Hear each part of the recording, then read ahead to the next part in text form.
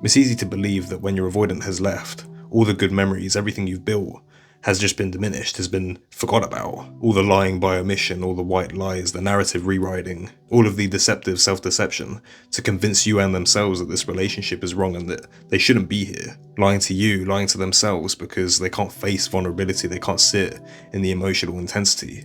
Now, after a long period of them being cold and distant and not being emotionally vulnerable or giving you any signs of healing or even that they care, we automatically assume that they've moved on. They're with someone new, maybe they don't care anymore, they've fallen out of love, they're not going to come back.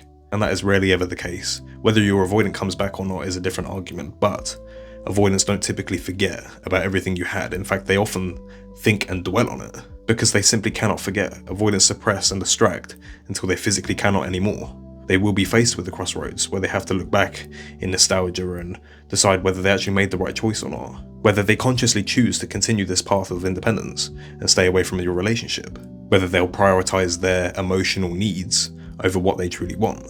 But for any form of reassurance for you, your avoidant will not forget what you had. If you're in those early stages where they seem distant, they seem cold, they're doing everything that they never used to do, they're seeing new people, they're distracting themselves, that's all a facade. That's them running from what's real. Running from the emotions that come with making the decision to leave you. Walking away from something they felt safe in, something that was real, but didn't know how to sit in. But that phase will end, and when it ends you will know because there will be signs. Maybe they'll begin stalking your social medias, maybe they'll speak to a mutual friend or family member to pass on information to find out how you are. There's bound to be some sign. Maybe they even pop up in person somewhere unexpected because they knew you'd be there.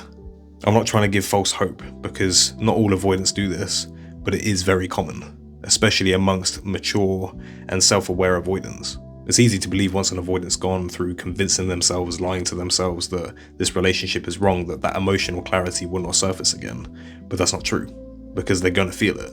They're going to reflect on what was real, they're going to think about all the good memories you had, the day-to-day routine and life that you shared. Suddenly all those intense feelings of fear and anxiety and doubts they had around a relationship and the way they felt inside of it will go away because they're no longer present.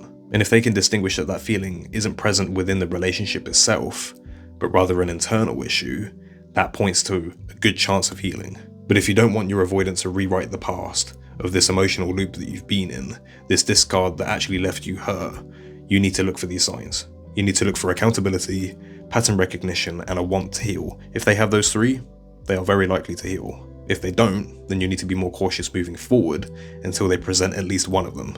If they're open to honesty, they're open to constructive criticism, and open to the fact that they may be avoidant, that's a huge step. If they take accountability and apologize for the way they treated you and the way that they handled things, again, massive step. And the biggest of all, if they can come to you and say, I want to heal, I want to fix this because I want you, I want this relationship, that's the biggest thing you can ask for. But always prioritize yourself, do not leave your emotions behind, do not prioritize them over yourself.